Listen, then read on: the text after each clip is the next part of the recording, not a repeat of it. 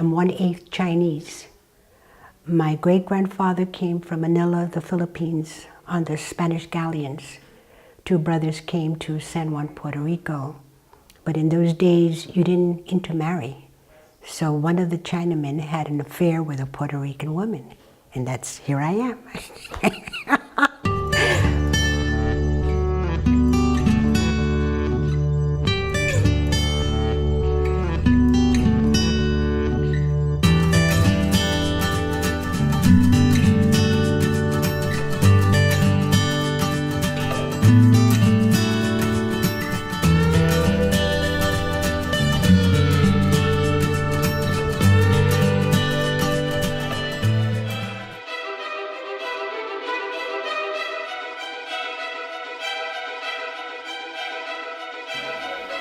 After receiving the news on the radio at that time of the attack, how shocked I was and all Americans were that anyone, any country would have the nerve to militarily strike our country, especially in the cowardly way that it was done. 11 days after we were married, I was shipped out, and 25 months later I came back from the Pacific in the Central Pacific Theater of War. That's where Admiral Chester Nimitz was in charge, and his ideas of winning the war and finally arriving at Tokyo was dependent upon island hopping.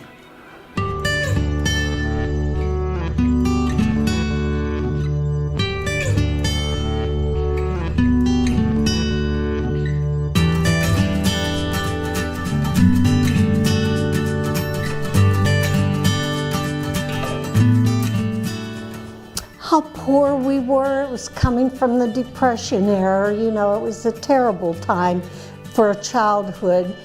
But in a way, it encouraged my brothers and myself to be from that poor, terrible background. If you've ever seen the movie Cinderella Man and how they had to throw coats and things over their kids at night to keep them warm because they couldn't afford the coal and things like that. So eventually I was a dancer just naturally. You know, everybody said, oh, you know, you should take lessons, you're so good. And so by the time I was around 11, my mother could afford some lessons for me. And then from there, I auditioned for the Pittsburgh Civic Ballet, and I was accepted into that. And I thought that would be my career. That was one way to get out of my poor environment that I was still in. And then Ice Capades happens to be the home of, or Pittsburgh was the home of Ice Capades. So one day again, good thing I read the paper, there was an article that they were having auditions. Well, all I had were hockey skates, girls' hockey skates, and I thought, I don't think I want to audition in those. So a girlfriend and I went down, and we had just come back from Florida visiting a half-brother I had down there. So we were nice golden tan and blonde and wearing shorts to show off our tans and everything. So the owner, John Harris, must have liked us. Beautiful costumes and the traveling, and you know, it was really a wonderful experience.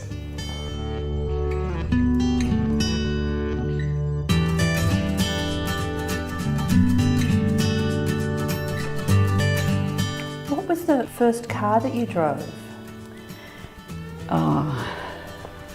Probably a pickup truck it would have been. You know, in the country you drive very young.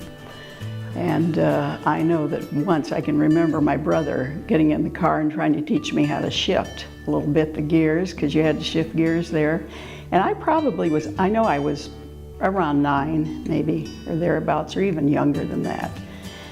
In fact, when I got my driver's license, I drove up to the place and the guy looked and he said, well, I see you know how to drive, and gave me my license.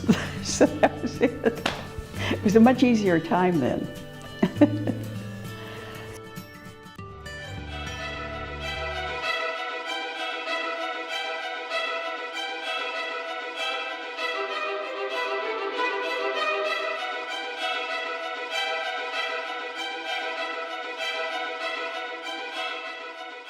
I remember at one time the neighbors were talking about the Germans are coming. So everybody was afraid.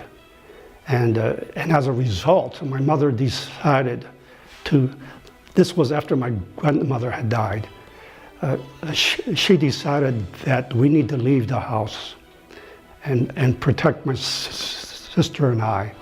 And so we went with all of our neighbors.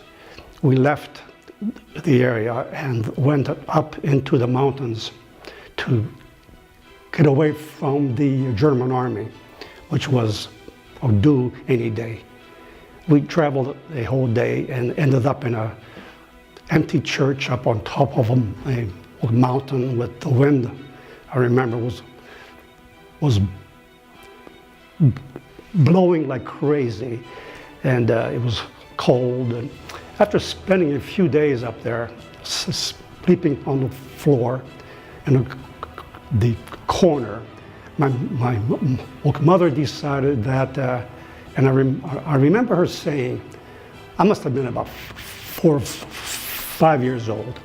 I remember her saying, the Germans can't not be this bad as the wind and the cold, and so she says, we're going to go back home. One of the German soldiers, he took a liking to me. He had a son in Germany about my age. Then one day I was out playing in the field. There was a well a couple hundred feet away from our house, and I would be out there playing in an open field, and all of a sudden we got attacked. I believe it was the Allies, but I believe it was the British Air Force. And so there was shooting and firing, anti-aircraft, guns and bombs flying everywhere. And I was out there alone, and all of a sudden, my friend, excuse me, he came running through the gunfire, and he grabbed a hold of me, and he ran under a tree, and he threw me down, and he fell on top of me. And he basically, he saved my life. And I don't know his name. I cannot remember his name.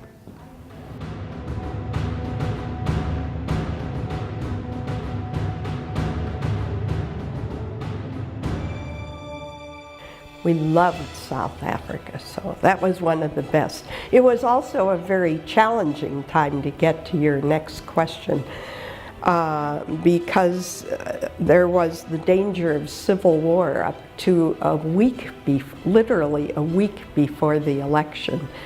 And one of the black parties, which had threatened an alliance with white neo-Nazi groups in South Africa, didn't come into the election until that last week.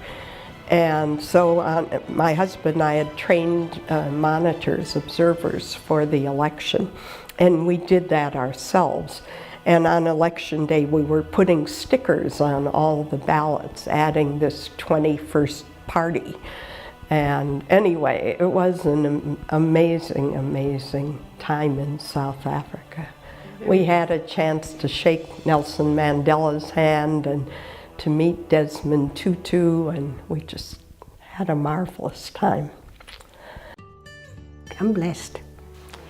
Muchísimas gracias por su atención, por la oportunidad de hablar así y la oportunidad de conocerlos. Did you understand what I said? I thank you very much for this opportunity. I thank you for letting me say these things, and bless all of you.